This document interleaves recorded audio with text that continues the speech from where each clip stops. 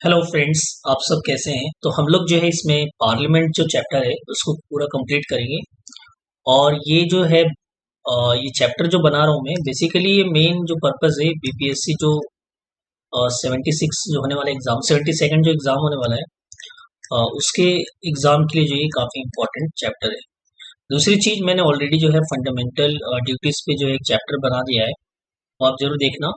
और ये चैप्टर जो है ये कंप्लीट पार्लियामेंट के ऊपर है। दूसरी चीज में ये है कि ये जो मैं वीडियो बनाऊंगा जिस ये डॉक्यूमेंट से, ये विजन आईएएस का डॉक्यूमेंट है, यानी एक क्विक रिवीजन मॉड्यूल है। तो ये मुझे अच्छा लगा, तो मुझे लगा कि जो है इससे वीडियो बनना चाहिए। और ये काफ़ी अच्छे तरीके से इन लोगों ने जो है ऑर्गेनाइज तरीके से इसको रख रखा है, तो इसको हम करेंगे। ठीक है। तो सबसे पहले जो है आपको पता होना चाहिए कि पार्लियामेंट के अंदर जो है सबसे इम्पोर्टेंट चीज जो होती है वो होती है इसमें कौन कौन सी चीजें शामिल होती है। सो पार्लियामेंट जो है अगर देखा जाए तो तीन चीजों से मिलकर बनता है। सबसे पहले प्रेसिडेंट, लोकसभा और राज्यसभा। तो ये जो है इंटीग्रल पार्ट है प्रेसिडेंट। ये मत सोचना कि केवल पार्लियामेंट, लोकसभा, राज्यसभा आता है, क्योंकि कोई भी जो बिल होता है वो एक्ट तभी बनता है जब प्रेसिडेंट का एसेंट होता है, इस पर साइन होता है। कहने का मतलब है लोकसभा, राज्यसभा, अब देखा जाए तो इंटीग्रल पार्ट होते हैं पार्लियामेंट के प्रेसिडेंट, जबकि ये मेंबर नहीं होते किसी भी हाउस के, ना तो लोकसभा के ना ही राज्यसभा के। बट ये जो है पार्ट होते हैं किसके, पार्लियामेंट के। यानी bill pass by the both houses can not become law without the president assent. यानी एसेंट नहीं होगा प्रेसिडेंट का तो बिल जो है लॉ नहीं बन पाएगा। इसलिए जो है ये प्रेसिडेंट जो है पार्टी किसके, पार्लियामेंट के। इनका काम है समन्स करना, प्रोग्राम करना एंड बोथ हाउसेस को डिसॉल्व करना, लोकसभा को अगर मेजोरिटी नहीं हो। ठीक है। Address the both houses. ठीक है। Issue the ordinance. इनके कई सारे काम होते हैं। जब स्पेसिफिकली जब डील करेंगे प्रेसिडेंट चैप्टर से, तब जो है हम इसमें इसके चीजों के बारे में डिस्कस करेंगे। लोकसभा की बात करें, also called the lower house, यानी first chamber and people house या पॉपुलर हाउस भी कहते हैं, and represent the people's will. ठीक है। तो इसको जो है अलग अलग नामों से जाना था, ये इतने इंपॉर्टेंट नहीं है, बट ये आपको ध्यान रखना है बस। अपर हाउस यानी सेकंड चैम्बर कहते हैं, हाउस ऑफ द एल्डर भी कहते हैं, काउंसिल ऑफ स्टेट भी कहते हैं। और ये स्टेट के इंटरेस्ट को क्या करता है, पार्लियामेंट के अंदर रिप्रेजेंट करता है। तो ये राज्यसभा की बात है। ठीक है। अब हम कॉम्पोजिशन पे चलते हैं। तो सबसे पहले आपको जो लोकसभा की बताऊं तो मैक्सिमम जो मेंबर 550 इसमें मैक्सिमम मेंबर है, और 530 जो मेंबर है वो रिप्रेजेंट करते हैं स्टेट को directly elected by the people from the territorial constituency in the state. यानी जो स्टेट होता है वहां पे जो कॉन्स्टिट्यूंसी होती है वहां से लोगों के द्वारा ये चुनकर आते हैं, 530 जो लोग होते हैं। एंड 20 जो मेंबर है ये रिप्रेजेंट करते हैं यूनियन टेरिटरी को, यानी यूटी को। यानी यूनियन टेरिटरी जैसे दिल्ली हो गया, आपको पता है, ठीक है, चंडीगढ़ हो गया। तो यूनियन टेरिटरी जो है direct election to the house of the people, 1965 जो एक्ट है ये प्रोवाइड करता है कि direct from the UT of Andaman Nicobar and Lakshadweep, Dadra Nagar Haveli and Daman Diu, यहाँ से जो है डायरेक्टली जो है मतलब ये मेंबर्स आते हैं। तो 20 टोटल जो है मेंबर्स इसमें होते हैं। बट आपको बता दूं पहले जो है दो एंग्लो इंडियंस को नॉमिनेट किया जाता था पार्लियामेंट के अंदर, लोकसभा एंड स्टेट असेंबली के अंदर। तो ये 104th कॉन्स्टिट्यूशनल जो अमेंडमेंट एक्ट हुआ है इसके तहत जो इसको खत्म कर दिया गया। तो याद रखना 104th कॉन्स्टिट्यूशनल अमेंडमेंट जो एक्ट है, ये पूछ सकते हैं किस अमेंडमेंट के थ्रू जो है provision of nominating Anglo Indian to the Lok Sabha और स्टेट असेंबली को हटा दिया गया। तो 104th कॉन्स्टिट्यूशनल अमेंडमेंट यानी 104। आगे चलते हैं, दूसरे है राज्यसभा। अगर राज्यसभा की कॉम्पोजिशन की बात करें तो 250 मेंबर्स होते हैं इसके अंदर मैक्सिमम, एंड 238 मेंबर जो है रिप्रेजेंट करते हैं स्टेट को एंड यूनियन टेरिटरी को, और 12 मेंबर्स जो है नॉमिनेटेड होते हैं, जो कि राष्ट्रपति के द्वारा नॉमिनेट किया जाता है। अगर हम बात करें सबसे इंपॉर्टेंट चीज, ये जो elected by the elected member होते हैं स्टेट लेजिस्लेटिव असेंबली के। याद रखना जो राज्यसभा के मेंबर होते हैं वो लोगों के द्वारा डायरेक्टली चुने नहीं जाते, बल्कि जो लोग जो एमएलएस को चुनते हैं, यानी स्टेट लेजिस्लेटिव असेंबली के जो लीडर को चुनते हैं, फिर वही जो है इनको इनका जो है चुनाव करते हैं वो सब। और ये प्रोपोर्शनल रिप्रेजेंटेशन जो है के थ्रू करते हैं सिंगल ट्रांसफरेबल वोट। यहाँ से क्वेश्चन बनता है कि कौन से राज्यसभा के जो मेंबर है किसके थ्रू चुने जाते थे, ये डालता ऑप्शन में ध्यान रखना है। सीट जो है स्टेट के अकॉर्डिंग टू द पॉपुलेशन जो है दिया गया है। अगर यूनियन टेरिटरी की बात करें तो इंडायरेक्टली इलेक्टेड रहते हैं by the member of N electoral college specially constituted for the purpose out of 9 union territory की बात करें तो only 3 Delhi, Delhi, Pondicherry, Puducherry and Jammu and Kashmir have representation in Rajya Sabha. तो 9 यूनियन टेरिटरी में से केवल दिल्ली, पुडुचेरी एंड जम्मू एंड कश्मीर का ही रिप्रेजेंटेशन है किसमें, राज्यसभा के अंदर, याद रखना, वेरी इंपॉर्टेंट पॉइंट। सो 12 जो है नॉमिनेटेड मेंबर्स होते हैं bye the president from the people who special knowledge, practical experience in the art, literature, science and social science.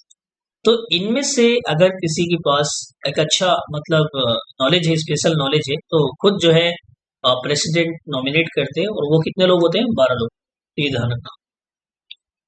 System of election to the Lok Sabha, अगर हम इलेक्शन लोकसभा की बात करें इलेक्शन की, तो सबसे पहले टेरिटोरियल कॉन्स्टिट्यूंसी के बारे में जानना जरूरी है, होता क्या है। देखिए कॉन्स्टिट्यूंसी जो होता है, कॉन्स्टिट्यूशन इंश्योर किया है कि that there is a uniformity of representation to expect, पहला between the different state and between the different constituency in the same state. So provision does not apply to the state having population less than 6 million. अगर 6 million से कम है तो ये provision जो है territorial constituency का apply नहीं होता। रीएडजस्टमेंट आफ्टर ईच सेंसस, ये कहा गया है कि आफ्टर ईच सेंसस जो है रीएडजस्टमेंट होगा to be made in the allocation of seat in the Lok Sabha to the state, यानी लोकसभा का जो सीट है उसमें जो है रीएडजस्टमेंट होगा। And division of each state into territorial constituency, यानी टेरिटोरियल कॉन्स्टिट्यूशन का भी डिवीजन होगा after each census. And parliament is empowered to determine the authority, ये पार्लियामेंट के पास पावर होता है। डिलिमिटेशन कमीशन आपको पता है, इसके थ्रू जो है टेरिटोरियल कॉन्स्टिट्यूंसी को रीएडजस्टमेंट किया जाता है, जो भी पार्लियामेंट लॉ बनाता है उसके अकॉर्डिंग। तो डिलिमिटेशन कमीशन याद रखना, कॉन्फर्म करता है पार्लियामेंट। अब आता है reservation of the seat for the एससीज एंड एसटीज। देखो कॉन्स्टिट्यूशन में जो है प्रोवाइड करता है रिजर्वेशन किसको, एससीज को एंड एसटीज को इन the Lok Sabha on the basis of the population ratio, इनके पॉपुलेशन रेशियो के अकॉर्डिंग जो है ये सीट इनको दी गई है। और ये जो है एक्सटेंड करते गए, अब ये जो है 104th में जो है दोबारा इसको एक्सटेंड कर दिया गया टिल 25 जनवरी 2030 तक, ठीक है, which was expiry in the 2020। तो 20 में जो एक्सपायर हो गया था, इसको जो है दोबारा एक्सटेंड कर दिया गया 25 जनवरी 2030 तक के लिए। कौन से अमेंडमेंट में किया गया, 104। अब यही याद रखना आपको कि यही अमेंडमेंट है जिसके थ्रू जो है जो एंग्लो इंडियंस का जो नॉमिनेशन होता था वो खत्म कर दिया गया। तो ये ध्यान रखना आपको, ये रिजर्वेशन भी इसी के अमेंडमेंट के थ्रू ही इसको बढ़ाया गया है। अब आता है first pass the post system. ये क्या होता है, इसमें होता है कि सिस्टम ऑफ टेरिटोरियल रिप्रेजेंटेशन होता है। ये first pass the post system for election of the Lok Sabha. अब इसमें होता क्या है, सपोज करो अगर 100 लोगों ने वोट दिया तो 50-50 चाहिए, आपको पता 50-50 जो है बराबर हो जाएगा। जैसे किसी व्यक्ति ने एक एक्स्ट्रा लेके आ गया तो वो जीत जाएगा, यानी जो सबसे अधिक वोट लाएगा वही उसी की जीत हासिल होगी। तो ये लोकसभा के इलेक्शन में ये यूज किया जाता है कॉन्सेप्ट, याद रखना सबसे इंपॉर्टेंट। नेक्स्ट आगे चलते हैं, ड्यूरेशन ऑफ द 2 हाउसेस। अब ये 2 हाउसेस कौन से आपको पता है, लोकसभा और दूसरा राज्यसभा है। इसमें बोला है कि ड्यूरेशन क्या होता है 2 हाउसेस का। नंबर 1, एक तो सबसे पहले आपको पता है कि लोकसभा जो है नॉन कंटिन्यूइंग चैम्बर है, यानी ये कंटिन्यू नहीं रहता है, आफ्टर 5 ईयर्स हर 5 साल पे डिसॉल्व होता है। जबकि यहाँ पे अगर बात करें राज्यसभा की, कंटिन्यू चैम्बर होता है, यानी ये कभी पूरी तरीके से खत्म नहीं, डिसॉल्व नहीं होता। दूसरी चीज, ये 1/3 अगर मेंबर की बात करें रिटायर होते हैं एवरी 2nd ईयर, यानी हर 2 साल पे 1/3 मेंबर जो है, यानी 3 में से 1 लोग जो है रिटायर होते हैं हर साल। बट याद रखना एलिजिबल है फॉर द री इलेक्शन एंड री नॉमिनेशन, ठीक है। फॉर एग्जाम्पल अगर किसी का नॉमिनेशन किया, लेट्स से सचिन तेंदुलकर जी खेल में अच्छे, उनका नॉमिनेशन कर दिया प्रेसिडेंट जी ने, तो दोबारा ये री नॉमिनेशन का हो सकता है। एंड आपको पता होना चाहिए कि लोग राज्यसभा के अंदर 1/3 जो है रिटायर होते हैं मेंबर्स एवरी 2 ईयर्स। इसमें मैंने बताया कि लोकसभा में क्या होता है, एक डिसॉल्विंग हाउस से डिसॉल्व होता है after 5 years, and president dissolve the Lok Sabha and this can not B challenge in the court of law. सबसे इंपॉर्टेंट, यहाँ से स्टेटमेंट बन सकता है कि इसको कोर्ट में चैलेंज कर सकते हो, तो यहाँ पे नहीं कर सकते, याद रखना।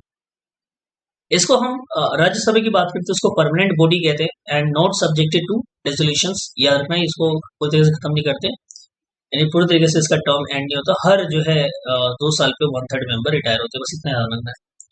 Term of Lok Sabha can be extended during the national emergency. देखो नेशनल इमरजेंसी जब लागू होता है तो इसमें जो है लोकसभा के टर्म को एक्सटेंड कर सकते हैं for 1 year at the time for any length of time, यानी 1 साल के लिए होता है, और फिर कितने भी टाइम के लिए आगे उसको बढ़ाते जा सकते हैं। तो पहली बार में जो है 1 साल के लिए हम बढ़ा सकते हैं।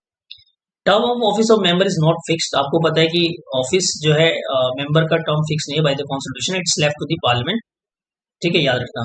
यहाँ पे कोई स्पेसिफिकली मेंशन नहीं है कि इनका जो है इतने साल में रिटायर होना है, बट ये पार्लियामेंट पे जो है किया गया है। जैसे कि हम अगर बात करें, एक्ट बनाया था 1951 का आरपीए का, सो उसमें प्रोवाइड किया गया है कि टर्म ऑफ मेंबर कितना होगा, 6 साल का होगा किसका, राज्यसभा का। ठीक है, extension can not B continue beyond the period of 6 month. तो 6 मंथ के बाद जो है यहाँ पे जो एक्सटेंशन है उसको कंटिन्यू कर सकते हैं after emergency cease to operated, यानी जब खत्म हो गया इमरजेंसी तो ये नहीं कि अब उसको एक्सटेंड करते रहेंगे, ऐसा नहीं, उसको खत्म कर देना है। सो आरपीए एक्ट 1951 का क्या है, इंपावर करता है प्रेसिडेंट को to control the term of the member. तो प्रेसिडेंट चाहे तो, देखो आरपीए ने वो आरपीए में क्या है बोला था, 6 साल का टर्म है राज्यसभा का, बट यही जो है प्रेसिडेंट को भी पावर देता है कि अगर प्रेसिडेंट चाहे तो, यानी इसके टर्म्स को जो है, यानी इसके जो ड्यूरेशन है उसको कम कर सकता है मेंबर के ड्यूरेशन। ये किसके पास पावर है, प्रेसिडेंट के पास, पार्लियामेंट के पास पावर नहीं है, याद रखना। नेक्स्ट आगे चलते हैं, मेंबरशिप ऑफ पार्लियामेंट। देखो क्वालिफिकेशन की बात करते हैं सबसे पहले, फिर उसके बाद हम डिसक्वालिफिकेशन पे आएंगे। तो क्वालिफिकेशन में सबसे इंपॉर्टेंट जो क्राइटेरिया है, पहला सिटीजन ऑफ इंडिया होना चाहिए इंसान, make and subscribe an oath information before the person authorized by the election commission for this purpose. फिर उसके सामने जो है शपथ लेंगे, ठीक है। और राज्यसभा जो है not less than 30 year age होना चाहिए, कम से कम 30 साल से कम नहीं होना चाहिए राज्यसभा में, और लोकसभा के लिए कम से कम 25 साल से कम नहीं होना चाहिए, यानी ये एलिजिबिलिटी है। Possess other qualification prescribed by the parliament, और अदर भी क्वालिफिकेशन होते हैं जैसे एक्ट के थ्रू बनाए गए हैं, तो बट वो पार्लियामेंट के थ्रू है अलग से, बट ये जो है मेन जो है क्वालिफिकेशन होना बहुत जरूरी है। डिस्क्वालिफिकेशन की बात करें, hold in office and profit, कोई भी अगर ऑफिस एंड प्रॉफिट यूनियन और स्टेट में आप होल्ड करते हो, यानी आप अलग से ऐसी ऑफिस को होल्ड करते हो जहां पर प्रॉफिट होता है, तो वहां पे जो है आप डिस्क्वालीफाई होने के चांसेस पे आए थे। आप अनसाउंड माइंड नहीं होना चाहिए, stand so declare by the court, यानी कोर्ट के द्वारा भी आपको डिक्लेयर नहीं करना चाहिए कि मतलब अनसाउंड माइंड है आप। अनडिस्चार्ज इंसॉल्वेंट भी नहीं होना चाहिए, याद रखना। And not a citizen of any voluntary acquired citizen of foreign state is under any acknowledgement of the allegiance to the foreign state, और ना ही वॉलेंटरली आपको एक्वायर करना है, अगर कर लेते तो भी आप डिस्क्वालीफाई हो जाएंगे, या फिर सिटीजन नहीं इंडिया के तो भी डिस्क्वालीफाई हो जाएगी। Disqualified under any law made by the parliament, और पार्लियामेंट कोई लॉ बनाता है उसके थ्रू भी अगर डिस्क्वालीफाइड होते हो तो भी आपका जो है डिस्क्वालिफिकेशन हो जाएगा। ये सबसे इंपॉर्टेंट आपको चीजें याद रखना अकॉर्डिंग टू द कॉन्स्टिट्यूशन में जो बातें कही गई है, ठीक है। So now we are moving to the next one. अब देखते हैं आगे चलते हैं क्या है इसके अंदर।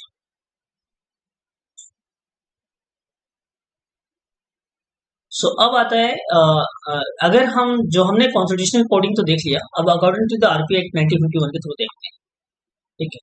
सो आरपी एक्ट 90 जो 1951 है उसके थ्रू हम देखते हैं क्या है इसके अंदर।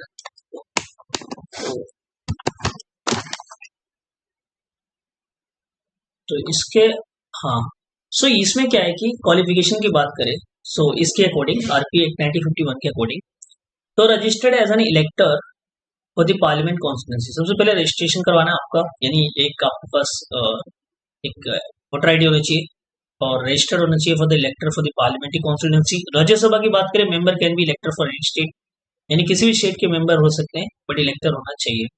Member of ST/ST in any state और UT if you want to contest seat for the reserve for them, मान लो कहीं रिजर्व सीट, लेट से एक जगह पे इसका सीट रिजर्व है SC का, तो वहीं का इलेक्टर होना चाहिए, ठीक है। SC/ST can also contest seat not reserve for them, और ऐसे जगह पे भी ये रिजर्व सीट पे भी जो है अनरिजर्व सीट पे भी फाइट कर सकते हैं जहां पे सीट रिजर्व नहीं है, बट जहां रिजर्व है वही लोग खड़े होंगे, याद रखना। ये आरपीए एक्ट 1951 कहता है। आरपी एक्ट 1951 क्या कहता है आगे डिस्क्वालिफिकेशन के बारे में। Number 1, found guilty of certain electoral election offences, कोई भी इलेक्शन ऑफेंस हुआ उसमें आप गिल्टी पाए गए तो भी आपको डिस्क्वालीफाई कर देंगे। Convicted for any offence resulting imprisonment for 2 years, यानी 2 साल से अधिक है, उससे 2 साल या 2 साल से अधिक है आपका जो है सजा कोई भी केसेस में। And not valid for the preventive detention, यहाँ पे आपका वैलिडिटी नहीं होगा, बट बाकी और कोई भी केसेस में आप 2 साल से अधिक है उससे अधिक जो है दूसरे या 2 साल से अधिक आप अगर इम्प्रेसमेंट होता है आपका तो भी आप डिस्क्वालीफाई हो जाएंगे। Fail to launch account of his election expenditure, सोचो इलेक्शन एक्सपेंडिचर के बारे में भी आपने जो है नहीं बताया कि क्या है, तो भी आप डिस्क्वालीफाई होने के चांसेस हैं। Any interest in the government contract and work and service, मान लो कोई आपका इंटरेस्ट है और पता चल गया गवर्नमेंट का, तो भी डिस्क्वालीफाई हो सकते हो। Be a director or managing agent nor hold an office of profit in the corporation which government has at least 25% share. अगर 25% किसी कंपनी में शेयर है गवर्नमेंट का, वहां पे तुम ऑफिस प्रॉफिट को होल्ड करते हो तो भी आप डिस्क्वालीफाई हो जाएंगे. डिसमिस फ्रॉम द गवर्नमेंट, अगर गवर्नमेंट से आप डिसमिस हुए तो भी आप disqualify. Service for the corruption के बेसिस पे या फिर डिसलॉयलिटी आपने स्टेट पे किया तो भी आप डिस्क्वालीफाई हो जाएंगे. Convicted for the promoting enmity between the different group and the offense of the bribery. Punished for the preaching and practicing social crime, untouchability जैसे आप करते हो, यानी डॉरी ऑप्सती, ऐसे क्राइम जो मतलब समाज के लिए ठीक नहीं है तो भी आप डिस्क्वालीफाई हो जाओगे. Not president decision is a final on the question of any above the disqualification with option the election opinion with the election commission. याद रखना प्रेसिडेंट के पास फाइनल डिसीजन होता है, बट इसका जो ओपिनियन लेती है वो प्रेसिडेंट किससे लेती है? इलेक्शन कमीशन ऑफ इंडिया से. And disqualification on ground of defection. देखो एक डिफेक्शन ये एक्ट भी बनाया गया था जिसमें इसमें मेंशन है कि कैसे जो है कोई डिस्क्वालीफाई हो सकता है. तो ये 10th शेड्यूल के अंदर आता है. सबसे इंपॉर्टेंट बात जो एग्जाम में याद रखना है, एंड फाइनल डिसीजन जो होता है यहाँ पे कौन लेता है? चेयरमैन इन द राज्यसभा और speaker in the Lok Sabha. Note bye the president of India. याद रखना है यहाँ ये प्रेसिडेंट ऑफ इंडिया डिसीजन नहीं लेते डिस्क्वालिफिकेशन का, बट आरपी एक्ट में 1951 में कौन डिसीजन लेता है? प्रेसिडेंट. जबकि disqualification of ground of defection की बात करें तो यहाँ पे जो डिसीजन होता है वो किसका होता है? चेयरमैन ऑफ राज्यसभा और speaker of the Lok Sabha. Decision subjected to judicial review. याद रखना कोई भी डिसीजन जो ऐसा नहीं है कि वो जुडिशियल रिव्यू के अंडर नहीं आता, यानी आर्बिट्री तरीके से कोई भी जो है डिस्क्वालिफिकेशन नहीं कर सकते अंडर डिफेक्शन लॉ, बट यहाँ पे जुडिशियल रिव्यू के अंदर भी जो है इसको रखा गया है. और ये कौन से केस में जो है सुप्रीम कोर्ट ने कहा था? Kihoto and Hollohan case 1990. इसके अंदर जो है जुडिशियल रिव्यू के तहत जुडिशियल रिव्यू के अंदर जो है डिसीजन रख दिया गया किसका? Chairman and the Rajya Sabha of the Lok Sabha. ठीक है. Voluntarily give up the membership of the political party whose ticket is elected to be house. अब वॉलेंटरी गिव अप कर दिया तो भी आप डिस्क्वालीफाई हो जाओ. Vote absent from voting in the house contrary any discretion given by the political party. Political party ने कोई विप छोड़ा कि आपको प्रेजेंट होना है वोट देने के लिए, वहां भी नहीं गए तो भी आप डिस्क्वालीफाई हो जाएंगे. Any independent elected member join any political party. मान लो एक इलेक्टेड मेंबर है और वो कोई पॉलिटिकल पार्टी को ज्वाइन किया तो भी डिस्क्वालीफाई हो जाएंगे. Any nominated member join any political party. मान लो नॉमिनेटेड मेंबर है किसी पॉलिटिकल पार्टी को जोड़ लिया, आप ज्वाइन कर लिया आफ्टर 6 मंथ ऑफ एक्सपायरी, तो 6 मंथ के बाद ज्वाइन करता है तो वो डिस्क्वालीफाई हो जाएगा. उससे पहले ज्वाइन करे कोई इश्यू नहीं, लेकिन 6 मंथ बाद ज्वाइन करता है तो डिस्क्वालीफाई हो जाएगा.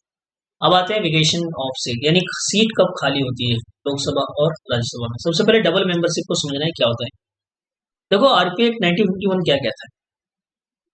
If elected to the both house, मान लो इलेक्टेड होते हैं बोथ हाउस में, he must intimate within the 10 days in desired house.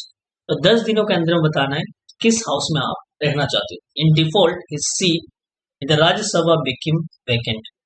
Let's say Lok Sabha Rajya Sabha दोनों में इलेक्ट हो गए, तो 10 दिन के अंदर में नहीं बताया आपने तो ये राज्यसभा की सीट चली जाएगी, आपको लोकसभा का मिल जाएगा. ये पहला केस. दूसरा, if a sitting member of one house elected to the other house. मान लो सिटिंग मेंबर है, एक हाउस में ऑलरेडी सिटिंग है और ये दूसरे हाउस में जो है इलेक्ट करता है, तो फर्स्ट हाउस सीट जो है become as a vacant. Let's say मान लो राज्यसभा का सीट में है और वो लोकसभा का इलेक्शन जीत जाते हैं तो राज्यसभा की सीट वेकेंट हो जाएगा, लोकसभा का सीट में चले जाएंगे. If a person is elected to the 2 seats in the house, मान लो 2 सीट्स पे इलेक्शन इलेक्टेड होते हैं, he should exercise his opinion for one, otherwise both seat become vacant. अगर दोनों सीट पे ही वो इलेक्ट हो जाते हैं, ठीक है, सो यहाँ पे क्या करना है आपको, इनको अगर ये एक्सरसाइज नहीं करते अपने ओपिनियन को फॉर किसी भी एक सीट के लिए, तो सीट जो है दोनों वैकेंट हो जाए. If a person is elected for the both parliament, मतलब बोथ पार्लियामेंट के इलेक्ट करते हैं state legislature. For example parliament का भी इलेक्शन हुआ था, स्टेट लेजिस्लेचर दोनों में सिलेक्ट हो गए, मतलब इलेक्ट हो गए, तो इसमें सीट क्या होगा? In parliament become vacant if does not resign is seat in the state legislature with in the 14 days. तो यहाँ पे 14 days के अंदर अगर रिजाइन नहीं करते स्टेट लेजिस्लेचर से तो पार्लियामेंट की सीट जो है वैकेंट हो जाएगी. अगर 14 days के अंदर रिजाइन करके चले जाते हैं तो पार्लियामेंट की सीट बच जाएगी, वरना पार्लियामेंट की सीट चली जाएगी. ये डबल मेंबरशिप वाली कहानी, ये याद रखना.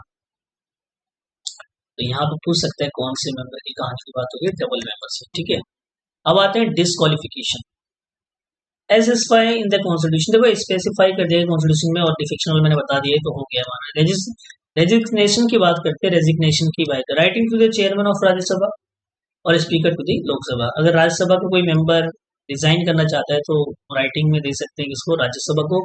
स्पीकर ऑफ लोकसभा को अगर लोकसभा का मेंबर करना चाहता है तो चेयरमैन स्पीकर के देखो पास पावर होती है कि वो एक्सेप्ट करे या ना करे आपके रेजिग्नेशन को, तो वो सेटिस्फाई होंगे तभी जो है आपके जेन्युइन रीजन के अकॉर्डिंग तभी जो है वो उसको जो है एक्सेप्ट करेंगे, वरना वॉलेंटली अगर नहीं होगा तो फोर्सफुली होगा तो उनको लगेगा तो वो नहीं एक्सेप्ट कर सकते। इसलिए उनके हाथ में होता है, चेयरमैन स्पीकर के हाथ में फाइनल डिसीजन कि किसका रेजिग्नेशन जो है एक्सेप्ट करना है कि नहीं।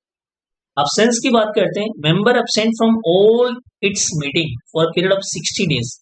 मान लो मेंबर 60 दिन से अधिक और वो अब्सेंट रहे मीटिंग में विदाउट हाउस के परमिशन के, तो 60 days does not include any period during which house is prorogued and adjourned for more than 4 consecutive days। देखो ये वो टाइम मत इंक्लूड करना है जब अर्जन कर देते हैं तो हाउस नहीं लगता, तो उसको इंक्लूड नहीं। जब सिटिंग जो रियल में मीटिंग चल रही है उसमें अगर 60 दिनों के अंदर नहीं आते तो उनकी सीट जो है खाली हो जाएगी। सो ये याद रखना आपको सबसे इम्पोर्टेंट चीज, ठीक है। उसके बाद आता है other cases, member vacant seat if election is declare void by the court. मान लो कोई इलेक्शन जीत के बंदा आया और इलेक्शन का कोर्ट ने ही बोल दिया भाई इलेक्शन गलत तरीके से जीते आप, ये इलेक्शन ही सही नहीं था, हुआ था, उसको रद्द करते हैं उसको, तो जो है आप फिर आपकी सीट वेकेंट हो जाएगी। एक्सपेल्ड बाय द हाउसेस, मान लो आपको स्पीकर ने ही जो है बाहर निकाल दिया किसी बिहेवियर की वजह से आपके, and become president, vice president और गवर्नर। अगर आप वाइस प्रेसिडेंट या प्रेसिडेंट या गवर्नर बन जाते तो भी जो है आपको जो है मतलब सीट खाली चली जाएगी। याद रखना सबसे इंपॉर्टेंट चीज, constitution is lay down no procedure to declare election void. देखो कॉन्स्टिट्यूशन ने जो है कोई भी जो है मतलब प्रोसीजर जो है नहीं लेट डाउन किया बाय द इलेक्शन वॉइड के लिए, and this matter dealt by the RPI act 1951 के थ्रू ही जो है सारी चीजों का हैंडल किया जाता है, और यही इनेबल करता है हाई कोर्ट को to declare election void and he can appeal to the supreme court. और जो भी वॉइड होता है मान लो election by the high court, वो सुप्रीम कोर्ट में जाके अपील कर सकता है, ये ध्यान रखना। आगे चलते हैं, oath and affirmation by the MPs. अब देखो प्रेसिडेंट और some person appointed by him for this purpose, तो देखो क्या ओथ लेना है, to uphold sovereignty and integrity of India and to bear through faith and allegiance to the constitution of India and to faithfully discharge duty upon the which he is about to enter. ठीक है, याद रखना सबसे important चीज, MP can not vote and participate in the proceeding without taking oath. अगर oath नहीं लेते तो आप पार्टिसिपेट भी नहीं कर सकते किसी प्रोसीडिंग में, किसी जो है आपके वोट नहीं दे सकते, and also can not enjoy the parliamentary privilege and immunities. यानी आपको पार्लियामेंट्री प्रिविलेज भी नहीं मिलेगा जब तक आप ओथ नहीं लेते। तो ओथ लेना सबसे इंपॉर्टेंट पार्ट है जैसे एमपी बनता है कोई, तो यही ओथ आपको ध्यान रखना है, टू अपहोल्ड करना है किसको, sovereignty and integrity of India. Next आगे बढ़ते हैं सैलरी एंड अलाउंसेस के बारे में। देखो ये सैलरी एंड अलाउंसेस जो होता है डिटरमाइन होता है बाय द पार्लियामेंट। अब वैसे तो salary and pension member parliament act के थ्रू चलता है 1954, एंड कोई प्रोविजन नहीं है कॉन्स्टिट्यूशन में कि ये सैलरी मिलना चाहिए वो मिलना चाहिए। और पार्लियामेंट ने जो है पेंशन प्रोवाइड किया है मेंबर को। सैलरी अलाउंस अगर बात करें स्पेशल में स्पीकर और deputy speaker and chairman and deputy chairman के थ्रू इससे चार्ज होता है कॉन्सोलिडेटेड फंड ऑफ इंडिया के through and are not subjected to the annual vote of the parliament.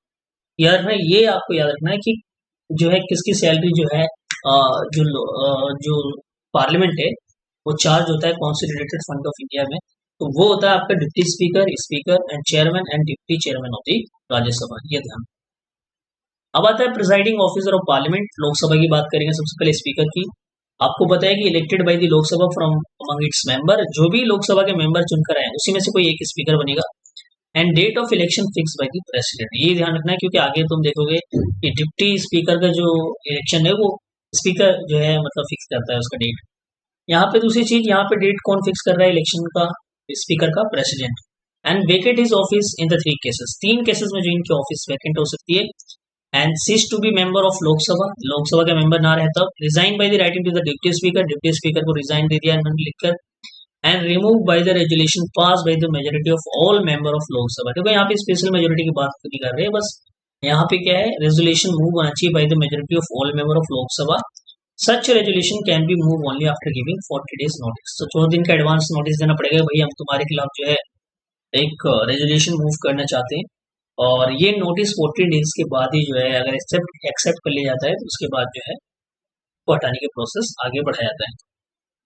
जब रिमूवल का प्रोसेस अंडर कंसिडरेशन होता है तो स्पीकर जो है प्रिसाइड नहीं कर सकते सिटिंग को ऑफ द हाउस, एंड याद रखना, बट वो स्पीक कर सकते हैं, टेक पार्ट कर सकते हैं प्रोसीडिंग के अंदर, वोट कर सकते हैं फर्स्ट इंस्टेंस, एंड जबकि जो speaker in case of equality है और वोट्स का तो नहीं कर सकते। ठीक है, मान लो 50-50 आ गया तो वहां पे अपना वोट देके बचाना नहीं, ऐसा नहीं, एक का वोट नहीं चलेगा उस समय। वैसे नॉर्मली जो है फर्स्ट ये वोट दे सकते हैं और ये पार्ट कर सकते हैं, टेकिंग प्रोसीडिंग में सब कुछ कर सकते हैं। ऑन डिसोल्यूशन ऑफ लोकसभा की बात करें तो speaker does not vacate his office. जब भी याद रखना, अगर जो है स्पीकर, जब लोकसभा का डिसोल्यूशन होता है तो उसमें स्पीकर अपना सीट नहीं छोड़ते हैं, कंटिन्यू करते हैं टिल दी, जब तक नए मेंबर इलेक्ट होकर दोबारा मीट ना करने आ जाए। स्पीकर, डिप्टी स्पीकर जो है do not make subscribe any separate oath and affirmation. कोई अलग से इनका ओथ एंड अफर्मेशन नहीं है कि अलग से जो हमें लेना है और शपथ, वो नहीं है। जो भी प्रोविजन ऑफ स्पीकर और डिप्टी स्पीकर का है वो ओरिजिनेट करता है जो प्रीवियस जो गवर्नमेंट ऑफ इंडिया एक्ट 1919 का है, यहीं से ये दोनों ऑफिस आते हैं। याद रखना सबसे इंपॉर्टेंट चीज जिसको बोलते हैं मॉन्टेग्यू चेम्सफोर्ड रिफॉर्म। याद रखना ये office of speaker and deputy speaker कहाँ से, ये मतलब इसका ओरिजिन होता है गवर्नमेंट ऑफ इंडिया एक्ट 1919 में। अब आता है रोल ऑफ स्पीकर की बात करें, हेड ऑफ द लोकसभा होते हैं एंड इट्स रिप्रेजेंटेटिव होते हैं, गार्डियन होते हैं किसके, power and privilege of the members के, हाउस एंड इट्स कमिटी के, एंड दूसरी चीज प्रिंसिपल स्पोक पर्सन होते हैं किसके, हाउस के, and his decision in all parliamentary matter is final. जो भी डिसीजन होता है पार्लियामेंट्री मैटर वो फाइनल होता है। And chairman of the business advisory committee, किसके चेयरमैन होते हैं, सो business advisory committee and rules committee and the general purpose committee, ये इसके चेयरमैन होते हैं। याद रखना सोर्स की बात करें तो कॉन्स्टिट्यूशन ऑफ इंडिया से इनको पावर मिलता है, रूल्स प्रोसीजर जो भी कंडक्ट होते हैं बिजनेस ऑफ लोकसभा वहां से पावर मिलता है, एंड पार्लियामेंट कन्वेंशन जो भी हुए हैं वहां से इनको पावर मिलता है, चाहे वो रिटर्न हो चाहे अनरिटर्न हो। याद रखना। अब बात करते हैं पावर ऑफ स्पीकर की, तो ये क्या करते हैं, मेंटेन करते हैं order and decorum of the house, and final interpreter होते हैं किसके, कॉन्स्टिट्यूशन के, रूल्स प्रोसीजर के, conduct of business of Lok Sabha के, and parliamentary precedence with the houses. Adjourn कर सकते हैं हाउस को, सस्पेंड कर सकते हैं मीटिंग को, अब्सेंस ऑफ कोरम ना हो तो ये क्या कर सकते हैं, कोरम ना हो तो यहाँ पे अब्सेंस कर सकते हैं मीटिंग को। कास्टिंग वोट होता है इन केस ऑफ टाई के, जब टाई होता है तो preside over joint sitting summon by the president, जब भी प्रेसिडेंट जॉइंट सिटिंग समन करते हैं उसमें प्रिसाइड करते हैं। अलाउ करते हैं सीक्रेट सिटिंग को अगर हाउस रिक्वेस्ट करता है लीडर ऑफ हाउस, तो decision whether bill money bill और नहीं ये कौन डिसाइड करता है, speaker of the Lok Sabha. Very important point. Decide the questions of disqualification under the 10th schedule, but आपको पता है कि इनके डिसीजन क्या है, subject to judicial review, court में चैलेंज कर सकते हैं। मान लो किसी को डिस्क्वालीफाई कर दिया इन्होंने, बट उनको कोर्ट में चैलेंज भी कर सकते हैं। Act as a ex officio chairman होते हैं किसके, इंडिया पार्लियामेंट्री ग्रुप के, and conference of the presiding officer of legislative body in the country. Appoint कर सकते हैं chairman of all parliamentary committee of Lok Sabha and supervise their function. ये इनके power and function किसके, स्पीकर के। नेक्स्ट आता है इंडिपेंडेंस एंड इम्पार्शियलिटी। देखो इंडिपेंडेंस एंड इम्पार्शियलिटी बहुत जरूरी है स्पीकर के लिए। ये क्या करते हैं, प्रोवाइडेड करते हैं सिक्योरिटी ऑफ टेनर, जिससे कि अपना काम सही से कर सके। Removed only by the resolution pass by the Lok Sabha, but उसके लिए सबसे इंपॉर्टेंट चीज, मोशन ऑफ रिमूवल नीड कम से कम कितना सपोर्ट चाहिए, 50 मेंबर्स का सपोर्ट चाहिए, तभी जो है मतलब मोशन ऑफ रिमूवल ला सकते हैं। तो ये भी एक डिफिकल्ट काम है, ठीक है। तो salary and allowance are fix by the parliament, charge जो होते हैं किससे, कॉन्सोलिडेटेड फंड ऑफ इंडिया से। His work and conduct can not be discuss, इनके वर्क कंडक्ट को कोई डिस्कस नहीं कर सकता, क्रिटिसाइज नहीं कर सकते in Lok Sabha, except on the substantive motion. ये मोशन के बारे में जब बताऊंगा तब आपको समझ में आएगा क्या होता है।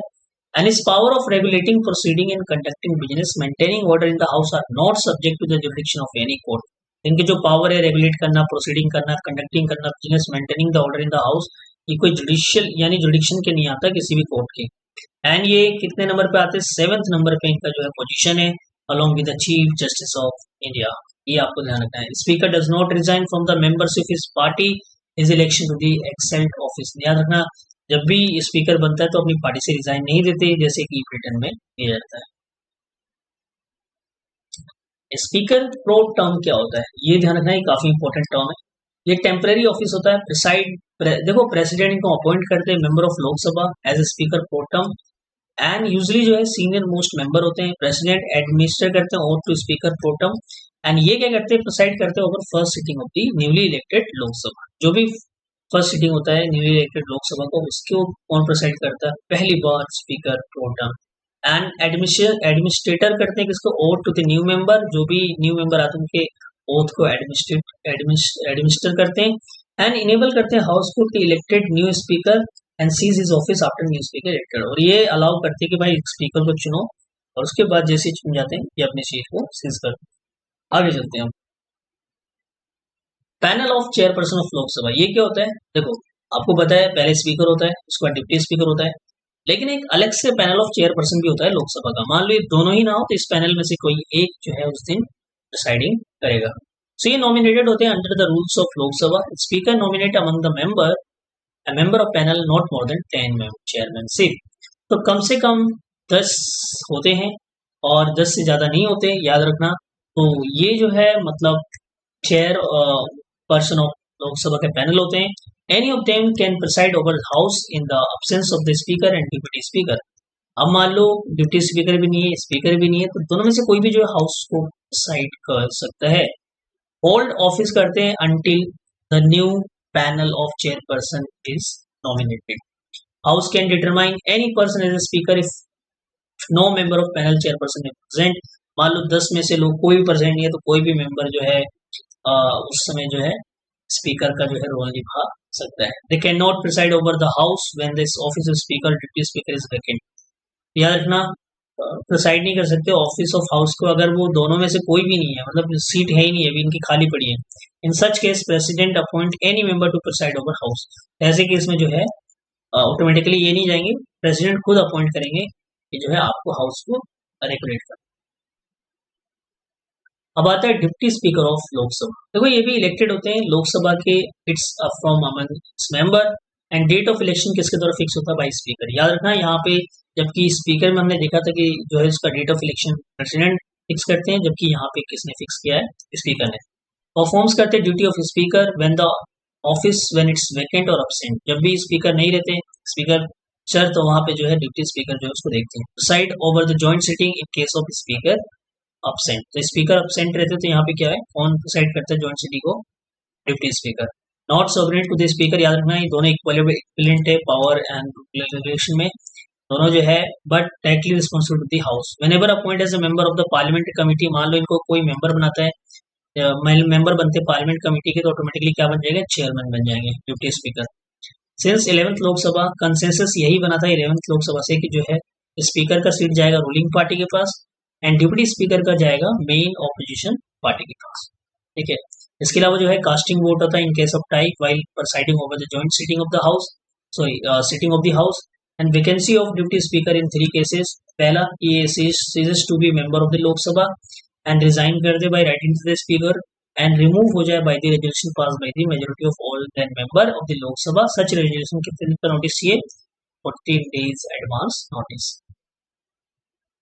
अब आता है राज्यसभा के बारे में।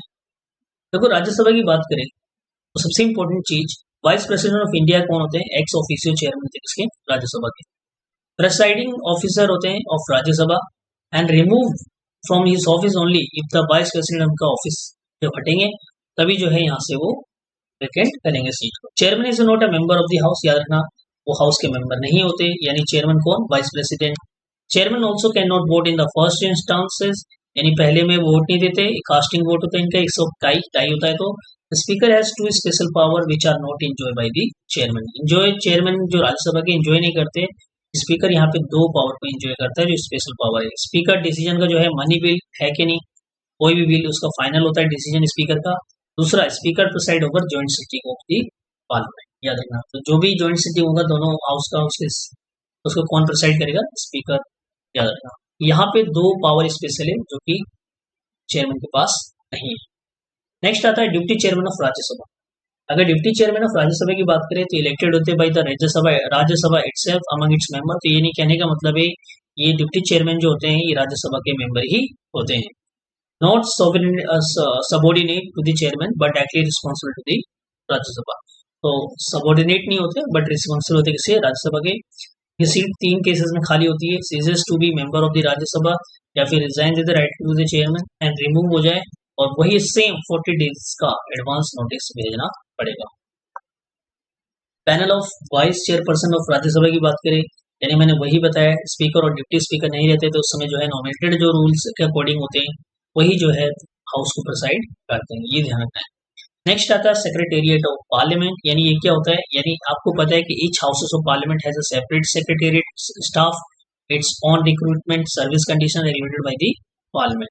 खुद के अपने जो स्टाफ्स होते हैं ये सब जो है इनको बोलते हैं secretariat of parliament, headed by the secretary general. कौन हेड करता है इसको? Secretary general. परमानेंट ऑफिसर होते हैं ये, appointed by the presiding officer of the house. इनको कौन अपॉइंट करता है? So presiding officer of the house. जैसे कि प्रिसाइडिंग ऑफिसर कौन है? Chairman of the Rajya Sabha and speaker of the Lok Sabha. अब आता है लीडर इन द पार्लियामेंट। सबसे पहले होता है leader of the opposition in the both houses. Both house मतलब राज्यसभा और लोकसभा। तो लोकसभा राज्यसभा दोनों में जो है लीडर ऑफ ऑपोजिशन होते हैं, and provided the constructive criticism of the policy of the government to the provide alternative government। इनका मेन काम क्या होता है? क्रिटिसिज्म करना गवर्नमेंट की पॉलिसीज को और अल्टरनेटिव फॉर्म ऑफ गवर्नमेंट को प्रोवाइड करना। Leader of largest opposition party होते हैं, having not less then 1/10 seat of the total strength of the house, यानी कम से कम 1/10 सीट तो होनी चाहिए, अगर नहीं होगा तो फिर ये ऑपोजिशन पार्टी, ऑपोजिशन को जो एलओपी वाला जो सीट है वो नहीं मिलेगा। Not mention in the constitution, कोई मेंशन नहीं है कॉन्स्टिट्यूशन के बारे में, कॉन्स्टिट्यूशन में इस जो लीडर ऑफ ऑपोजिशन है इसके बारे में। And mention under the parliamentary statue में मेंशन है पार्लियामेंट के, एंड अकॉर्डेड किया गया स्टेचुटरी रिकॉग्निशन 1977 में। सैलरी अलाउंसेस की बात करें वो जो है इक्विवेलेंट रहता है इसके कैबिनेट मिनिस्टर के, एंड फर्स्ट टाइम रिकॉग्नाइज किया था 1969 में लीडर ऑफ ऑपोजिशन को। एंड ये जो है यूएसए में क्या कहते हैं? माइनॉरिटी लीडर कहते हैं, याद रखना। अब आता है विप। विप क्या होता है? neither mentioned in the constitution nor in the rules house nor in the parliamentary statute। ये जो है याद रखना, विप के बारे में कहीं भी मेंशन नहीं है, ना ही कॉन्स्टिट्यूशन में, ना ही रूल्स हाउसेस में, ना ही पार्लियामेंट्री स्टेच्यू में। ये केवल बेस्ड ऑन द कन्वेंशन है ऑफ द पार्लियामेंट्री गवर्नमेंट, याद रखना। And both ruling and opposition party has its own whip in the parliament. Whip होते हैं एक जो पार्लियामेंट के अंदर होते हैं, ऑपोजिशन के भी और रूलिंग पार्टी के भी। ये सब करते हैं assistant for leader and responsibility of ensuring the attendance of its party member and securing their support. मान लो कोई बिल पास करना है रूलिंग पार्टी को तो वहां पे विप इशू करते हैं ताकि जो है सभी मेंबर उस दिन प्रेजेंट रहे और वोटिंग करे ताकि जो है सपोर्ट से वो बिल पास हो जाए। रेगुलेटेड करते हैं, मॉनिटर करते हैं their behaviour in the parliament, and member are suppose to follow the directive given by the whip. जो भी विप डायरेक्टिव देते हैं उनको वो फॉलो करते हैं, अदरवाइज डिसिप्लिनरी एक्शन जो है कैन बी टेकन। कई बार तो डिस्क्वालिफिकेशन होने के चांसेस बढ़ जाते हैं। अब आता है leader of the houses in the both houses. ठीक है, हमने ऑपोजिशन के बारे में देखा, यहाँ पे लीडर ऑफ हाउसेस की बात कर रहे हैं। तो exercise the direct influence on the conduct of the business, not mention in the constitution, mention under the rules of the house. तो कॉन्स्टिट्यूशन में मेंशन नहीं है but rules of the house में मेंशन है, किसके बारे में? Leader of the house. Prime minister होते हैं if the he is a member of the Lok Sabha. अगर लोकसभा का मेंबर है तो प्राइम मिनिस्टर क्या होते हैं? लीडर ऑफ द हाउस होते हैं। Minister who is a member of the Lok Sabha and nominated by the prime minister. Minister भी जो है लीडर ऑफ हाउस हो सकते हैं but nominated by the prime minister. Leader of house in the Rajya Sabha is a minister who is a member of the Rajya Sabha. जो minister member होगा राज्यसभा का वही होते हैं, और वो किसके द्वारा नॉमिनेटेड होना चाहिए? प्राइम मिनिस्टर के द्वारा। Can also nominate deputy leader of the house. Deputy leader भी हो सकते हैं। यूएसए की बात करें तो इसमें मेजोरिटी लीडर कहा जाता है, जो पार्टी में सबसे ज्यादा मेजर सीट के साथ जीता है। अब आता है सेशन ऑफ पार्लियामेंट। देखो पार्लियामेंट के सेशन की बात करें तो समनिंग की बात करते हैं तो प्रेसिडेंट समन्स करते हैं each house of the parliament to meet, यानी each house of the parliament को मीट करने के लिए जो है कौन समन करते हैं? शुरुआत में प्रेसिडेंट। मैक्सिमम गैप जो होना चाहिए between two session of parliament can not be more than 6 month. 6 month से ज्यादा जो है गैप नहीं होना चाहिए टू सेशंस का। ठीक है, and there usually 3 session in a year. 3 session होता है, बजट सेशन, ठीक है, monsoon session and winter session.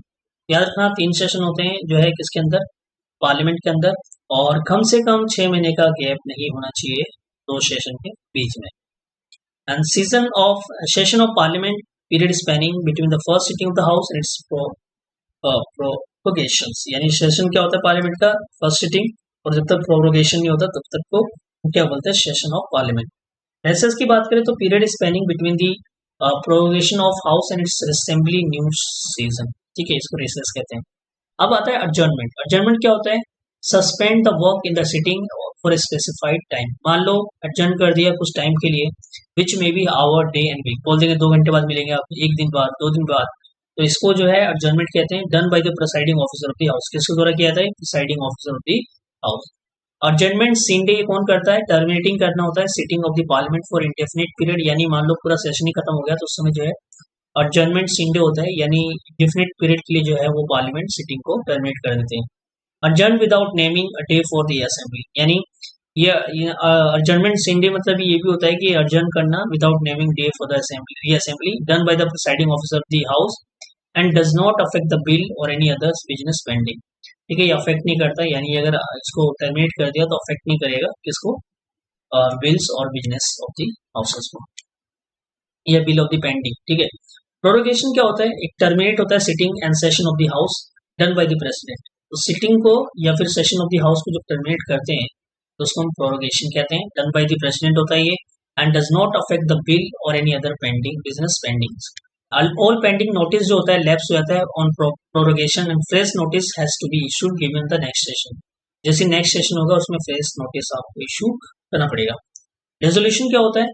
And very life of the existing house. यानी मान लो कोई भी हाउस चल रहा है उसकी लाइफ को खत्म करना है तो उसको डेजोल्यूशंस कहते हैं. And new houses constituted after general election are held. मान लो अभी इलेक्शन जो है पूरी तरीके से 5 साल कंप्लीट हो गया सरकार का, तो उसमें जो है सरकार जो है डेजोल्यूशन कर देगी, रिक्वेस्ट करेगी प्रेसिडेंट को आप इसको खत्म कर दीजिए. उसके बाद जो है नया इलेक्शन होगा और दोबारा से जो है न्यू हाउस मीट करेगा. Only Lok Sabha is subjected to dissolution. याद रखना ये केवल लोकसभा का होगा, राज्यसभा का आपको पता है परमानेंट हाउस कहते हैं. एंड वर्थ 1/3 मेंबर हर 2 साल वहाँ पर रिटायर होते हैं, इसलिए वो जो है परमानेंट हाउस है. By way of automatic resolution expiry of tenure or whenever the president decide to dissolve the house. अगर हाउस प्रेसिडेंट को लगता है कि मेजोरिटी नहीं है लीडर ऑफ हाउस के पास, तो ऐसे स्थिति में जो है हाउस को डिसोल्यूशन किया जा सकता है. सो डिसोल्यूशन इज इरिवोकेबल. ठीक है, याद रखना है. All business including bills, motion, resolution, notice, petition, so on pending the before the Lok Sabha और इस कमिटी लैप्स हो जाता है. जो भी लोकसभा के पास पेंडिंग है, जो भी चीजें बिल्स हो गए, मोशन हो गए, रेजोल्यूशन हो गए, नोटिस पेंडिंग है, सारे लैप्स हो जाएंगे आफ्टर रेजोल्यूशन. अब आता है कोरम क्या होता है. देखो कोरम क्या होता है? Minimum number of member required to be present in the house before it can transact any business. मान लो अगर पार्लियामेंट को चलाना है लोकसभा को, तो लोकसभा में कुछ मिनिमम मेंबर तो होना ही चाहिए ना बैठने के लिए, उसको हम क्या बोलेंगे? कोरम जाएंगे. ठीक है, जैसे कि 1/10 जो होता है total house of the members of each house. 1/10 कम से कम जो है मेंबर, यानी 10 में से कम एक की एग्जाम्पल ले लो, एक भी होना चाहिए, तब जाके जो है मतलब बैठेंगे. तो वो अपने अकॉर्डिंग जो है वहाँ पे 1/10 मेंबर जो है होने चाहिए मेंबर, तभी जो है सिटिंग चला सकते हैं, including the presiding officer. If no quorum तो प्रिसाइडिंग ऑफिसर जो है आइदर adjourn the houses और suspend the meeting until there is a quorum. तो जब तक मीटिंग को सस्पेंड कर देंगे जब तक quorum नहीं आएगा, या फिर जो है उसको adjourn कर देंगे. ठीक है. फिर आता है लैंग्वेज इन द पार्लियामेंट की बात करें तो कॉन्स्टिट्यूशन ने जो है डिक्लेयर किया कि हिंदी और English to be language for the transaction the business of the parliament. यानी हिंदी और इंग्लिश दोनों को यूज कर सकते हैं ट्रांजेक्शन ऑफ द या फिर transacting the business of the houses. And presiding officer can permit member to address house in mother tongue. अगर मान लो कोई मदर टंग में, जैसे मान लो मैथिली भाषा में कोई बोलना चाहता है तो उसको जो है अलाउ कर सकते हैं कौन? Presiding officer. House official language act 1963 जो है कहता है कि allow English to be the continue along with the Hindi language. तो ये इंग्लिश लैंग्वेज को यूज करने के लिए परमिट देता है. कौन सा एक्ट है? Official language act 1963. अब आता है लेम डिक सेशन क्या होता है. सो लेम डक सेशन क्या होता है? लास्ट सेशन होता है of existing Lok Sabha after new Lok Sabha has been re elected. ठीक है. लेम डक जो होता है member of the existing Lok Sabha who could not get re elected to the new of the Lok Sabha.